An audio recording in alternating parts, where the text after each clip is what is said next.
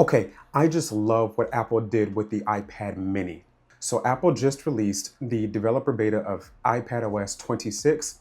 Not only is this update great for new multitasking features and all new design, all new productivity features, but they also brought all of the new features down to the iPad mini and the base iPad.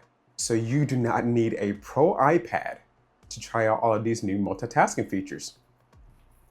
So I went ahead and installed the iPadOS 26 on my iPad mini, and I need to show you guys my first impressions and what this update looks like and how the multitasking works for the iPad mini.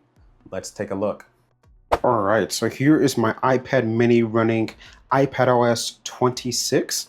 Let's go ahead and talk about the lock screen. So first off, we have this new customized clock that is resizable. So you now have the ability to largen and enlarge your clock on your lock screen, which is awesome. Now there's different depth features and all of that stuff with your wallpapers, but for now I'm going to leave my original wallpaper on. And whenever we unlock it, this is what our home screen looks like now. So as you guys see, there are now new glassy icons, which are customizable.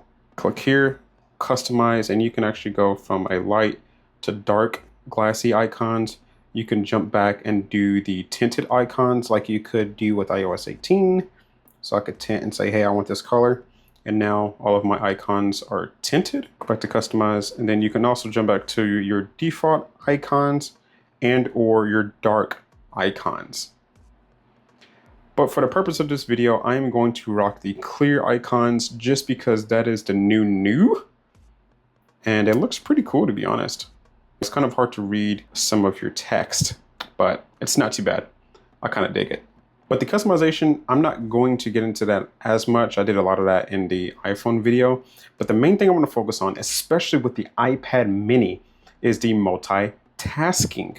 So within iPadOS, you now have a new multitasking setup. So if you jump into the settings, choose multitasking and gestures, you now have 3 different options. So you have full screen applications, which is your typical iPad user use case.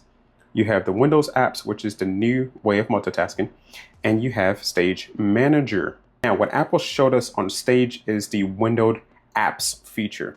There are new gestures within this operating system, which essentially makes your iPad mini a baby Mac device. So let me show you guys this. Now, we can go ahead and start this with the settings application. So if you swipe up from this little icon, you now have smaller windows. This is the settings application shrink, and I can still go in here and do everything I want. It's just a smaller window. And you now have this little icon here that is very similar to what a computer would have in order for you to close and maximize an application. So if I hover over this and hit minimize, the application is now minimized. And I can swipe up from my dock and click the settings again, and it brings it right back to where it was, the size of what it was, and where I was inside of the application in terms of where the screen is. So guys, listen to me when I tell you this, this is a game changer. So as you see, I have the App Store and also Safari open. So if I want to move Safari over here and put settings, I don't know, over here somewhere, all I have to do is drag in this top left corner, and I can drag my windows around anywhere I want inside of the OS. So say I wanted the settings app over here entirely while leaving these other 2 applications over here. All I have to do is grab it and throw it. And now, boom, it maximized the settings app over on this side of the screen. And I could do the same thing here. I can undrag the App Store, resize it.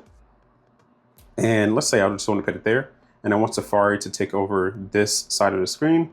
All I have to do is grab Safari, throw it, boom, there it is.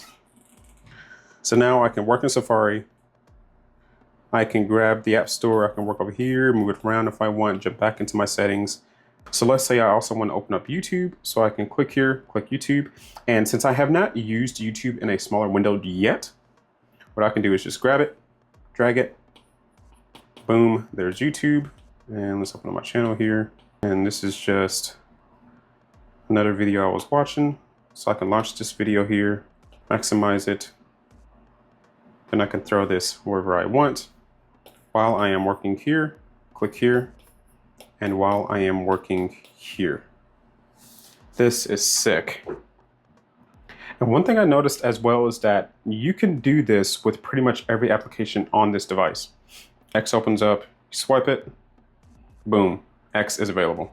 So I'm watching a YouTube video, I'm reading the comments while I am checking my settings, while I am checking my Twitter feed. And as you guys see, YouTube is gone, so all I have to do is swipe up, hit YouTube again, and that takes it exactly back where it was, which is really cool.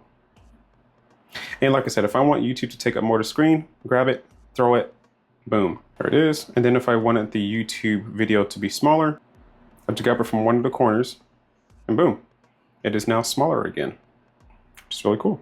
And I also noticed you can open as many windows as you want. The Files app will open that. Here's my Files app. Ooh, we have our first crash here. All right, we had that crash, so let's do this. Let's swipe up again, launch YouTube. There goes YouTube. So we had that crash. Now let's swipe up again. Let's go and open up the new Photos app. I can make that smaller. I can reopen X again. I can also swipe up and get access to the home screen. So if I have an application that's not in my dock and it's either on my home screen or obviously inside of my app library, I can jump in here and open applications as well. I want to open up Lightroom for whatever reason. Boom. I mean, look at all these windows. Swipe up, and let's say we want to open up Unsplash, which is one of my favorite wallpaper applications. Boom, I can go through my wallpapers, and I don't want to deal with that. I can go through my X feed, I'm done with that. I can go inside of Lightroom and edit a photo. I can do that. I can jump back to YouTube and watch the YouTube video I was just watching and read those comments. I can do that. And again, if you swipe up twice, you now have access to the home screen once again.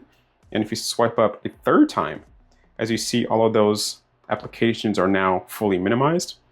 Now I've noticed that if you minimize all of them like this, I don't think there is a way to bring them all back up at once. So for example, if I swipe up and then choose App Store, it's just going to bring up the App Store, and I can go ahead and click which apps I want open. So, which is cool. And like I said, you can just drag it, boom, grab it, boom. And I'm right here. Or if I want the other apps to come back up, all I gotta do is that. And of course, as you guys see, this is a new animation you have on the Apple apps, which is really nice. I do love that look. And it should be the same here in the Photos app as well. Right here. I like that new design. I think that that's really cool. Oh, by the way, while we're in here, the Photos app was redone to where the library and collections are now separated, which is very nice. And let's go ahead and minimize the gallery and grab YouTube and throw it right there. Boom. Very nice. Now, while we are in here inside of YouTube, let me show you guys this. If you swipe down, you now have access to menu features just like you do on iPadOS. So if I click App Store, it gives me the option to jump into the App Store settings. I can click Edit, see if there's anything in there I can do. You can click the Store, and that takes me to the Store app, and I can say, hey, take me directly to the Today page. Boom, it takes me right there. Say, hey, take me directly to Arcade. Boom, it takes me right there. Or if I jump back to X, swipe down, I now have the options for X, which is not much obviously, but you get the gist. I can click Settings, and then I can access the settings. So this feature is amazing. I love that. So it really just gives you a more macOS feeling operating system. And I love how this was brought on the iPad mini. And of course, this is the developer beta 1, but overall, this beta has been running pretty well for me on my iPad mini 7. It's not like this iPad has 12 or 16 gigs of RAM or anything. And like I said, I'm able to open all kinds of different applications all at the same time. We can open up our notes here. We got that. Like I said, we had our photos from earlier. We even had Lightroom open, Unsplash open. Look at all these windows. This was absolutely not doable before.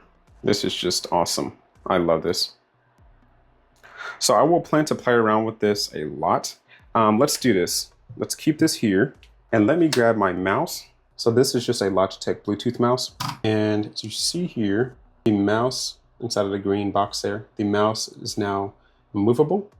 And I can actually go in here and I can click the little menu icons to minimize, to click and drag, and I can even flick apps over to the side, just like you can with your touch features.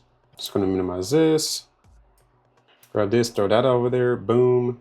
I can click this to close an application. I can click this to maximize it. And just click here, boom. And as you see, here is your submenu again. Maximize that. And hover over the top, click window, and it gives you those features once again, which is really cool. So I can click enter full screen.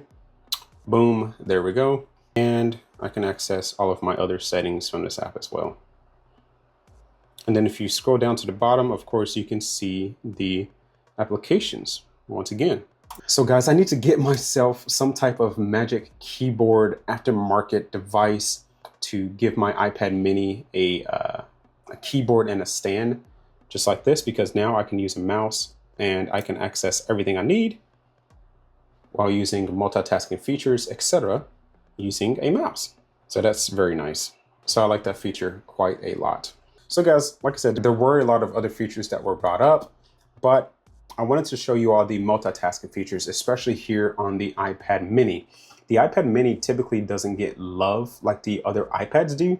So I am very surprised that not only they brought it to this, but also to the budget iPad and the older iPads as well. I heard from a rumor online that even the 2018 iPad Pro is getting these new features. So I love how Apple did that this time. They duplicated these new features of this new version of iPadOS to all devices that support iPadOS 26, which just makes sense. Oh, now one thing I did test, I tried to plug in my iPad into a monitor with a USB-C to HDMI adapter, and it still only duplicates the screen, and it still does have the black bars, unfortunately. So you do not get a full desktop experience whenever you plug in this iPad to an external display, unfortunately. It only duplicates and it does not extend. So that kind of sucks. Guys, that's just a quick look at the multitasking features and a couple of the quick apps and the icons and the home screen and the lock screen for iPadOS 26. Let me know if you guys have an iPad mini or even one of the iPad Airs or Pros. Let me know how you are enjoying it. And if you like this video, go ahead and like it. Go ahead and subscribe, and I will see you guys in the next one.